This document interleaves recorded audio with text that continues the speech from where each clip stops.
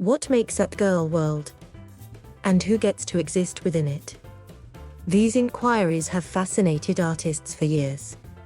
Photographer Karen Marshall asked herself those questions in the 1980s, toward the end of the women's liberation movement, and decided to explore the friendships of young women and their tendency to form emblematic, or symbolic, relationships, the kind where you don't have to say anything, and the other person just gets you. Marshall met Molly, a high school student, through friends who employed her as a babysitter in 1986, and began photographing her and her friends in New York City throughout their junior year.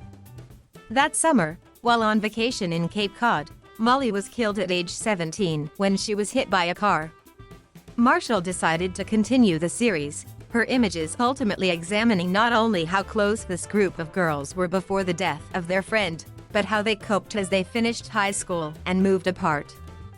Marshall ended up following a core group of 7 women on and off for decades until the mid-2010s.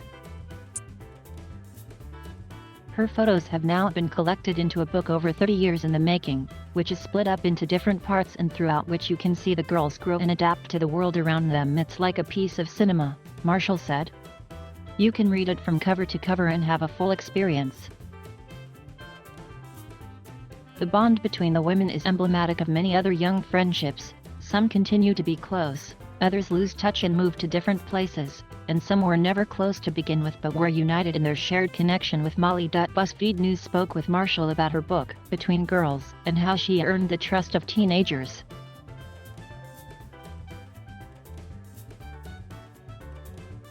Thank you for watching.